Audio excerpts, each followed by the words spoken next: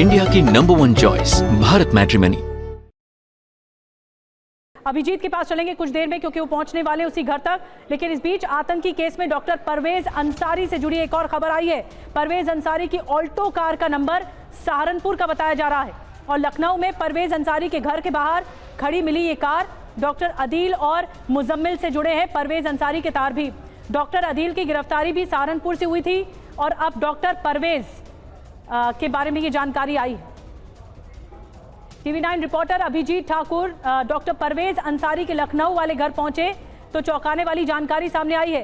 परवेज अंसारी इस मकान में अकेले रहता है, पड़ोसियों से कोई बातचीत नहीं होती है, कभी कभी ही आना जाना होता है और फिलहाल परवेज अंसारी फरार है, ढूंढा जा रहा है।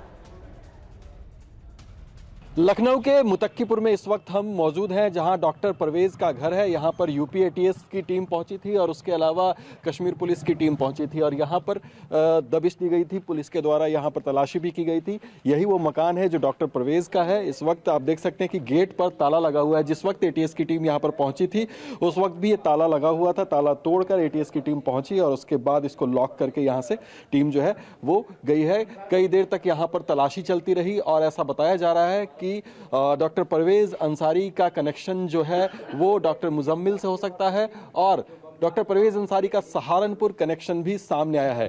परवेज अंसारी के घर के ठीक सामने उनकी कार खड़ी है। आप देख सकते हैं कि इसका रजिस्ट्रेशन नंबर जो है वो सहारनपुर का है, UP 11। ये ऑल्टो गाड़ी का वो इस्तेमाल किया करता था। परवेज अंसारी फिलहाल पुलिस की गिरफ्त से दूर है और उसकी तलाश की जा रही है, लेकिन इस गाड़ी से उसके सहारनपुर का कनेक्शन भी सामने आता है। जिस सहारनपुर से ही डॉक्टर अदील जो कि कश्मीर का रहने वाला था उसकी गिरफ्तारी की थी जम्मू कश्मीर पुलिस ने। और इन तमाम कनेक्शन को, इन तमाम डॉट्स को जोड़ने की कोशिश जो है वो ATS कर रही है क्योंकि दिल्ली ब्लास्ट में ये तमाम सुराग और ये लोग जो आपस में जुड़े हुए हैं ये अहम हो सकते हैं। TV9 भारतवर्ष के लिए सुभाष भट्ट के साथ लखनऊ से मैं अभिजीत ठाकुर। और अब परवेज अंसारी की भी तलाश है। ये भी एक डॉक्टर है और डॉक्टर के पर भी शिकंजा कसा जा रहा है। दत्ता साहब, मैं आपके पास आ रही हूँ। आप इससे पहले कह रहे थे अमोनियम नाइट्रेट बैन है, इसका प्रोक्योरमेंट बहुत आसानी से नहीं हो पाता है, तो आखिर कैसे ये प्रोक्योरमेंट हुआ होगा? क्या स्लीपर सेल्स के माध्यम से ये सभी सक्रिय थे? क्योंकि पिछले एक हफ्ते से लगातार ऐसे बात सामने आई कि जो हमारी जांच एजेंसियां हैं वो पुलवामा में, घाटी में, लखनऊ, सहारनपुर, फरीदाबाद में लगातार एक क्रैकडाउन ऑपरेशन चला रही थी। तो क्या संभव है यहाँ पर कई तादाद में स्लीपर सेल्स हों जो इस तरह से अमोनियम नाइट्रेट को आगे पहुंचा रहे हों, ट्रांसपोर्ट कर रहे हों? इतनी बड़ी तादाद में कहाँ से मिल गया? बिल्कुल निधि, देखिए ऐसा है, 2011 में ही गवर्नमेंट ने इसके ऊपर एक रेगुलेशन लगाया था कि अमोनियम नाइट्रेट का फ्री सेल नहीं होगा, उसकी कंट्रोल्ड एक्टिविटी होगी, कौन खरीद रहा है, कितनी मात्रा में लेके जा रहा है, हर एक चीज़ डॉक्यूमेंटेड होगी और वो ओपन सोर्स से नहीं मिलेगा आपको।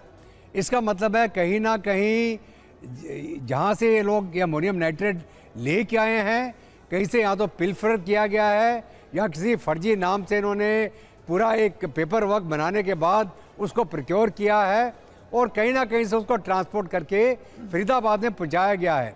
2900 किलो एक्सप्लोजिव यहाँ अमोनियम नाइट्रेट की अगर हम बात करें फर्टिलाइज़र, उसको लाने के लिए ट्रक यूज़ किए होंगे, मिनी ट्रक इस्तेमाल किए होंगे और छोटे वाले टाटा के हाथी बोलते हैं वो इस्तेमाल किए होंगे, तब जाके उन्होंने मकान के कमरों में रखे होंगे वो।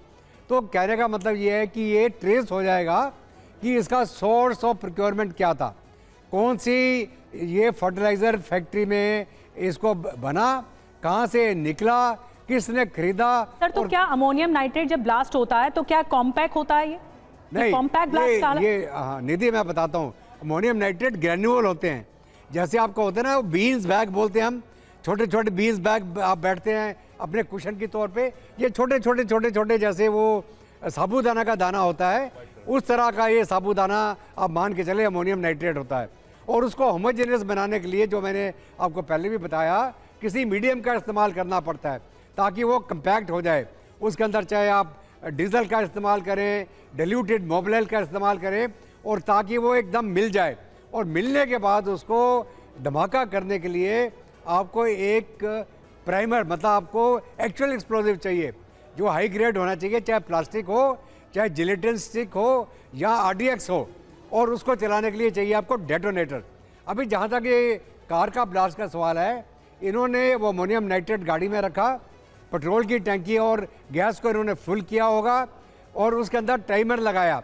यहाँ तो ये टाइमर सेट करते टाइम इन्होंने गलती कर दी और खुद ही उड़ गया उसके अंदर।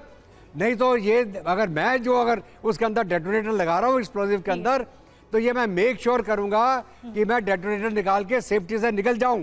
मैं कभी भी टाइमर लगा के उस बम के साथ नहीं बैठूंगा, क्योंकि टाइमर कभी भी धोखा दे सकता आपको। बिल्कुल, तभी इसे आत्मघाती या फिदायीन हमला कहा जा रहा है और उसने खुद को ही उड़ा लिया इसी पूरी कार इसमें, क्योंकि बताया जा रहा है अमोनियम नाइट्रेट ही रहा। अब लेकिन ये सभी जांच का विषय है। अभी औपचारिक तौर पर कई चीजें खुलकर सामने आनी बाकी हैं जो इस जांच को आगे बढ़ाएंगी। इंडिया की नंबर 1 चॉइस भारत मैट्रिमनी।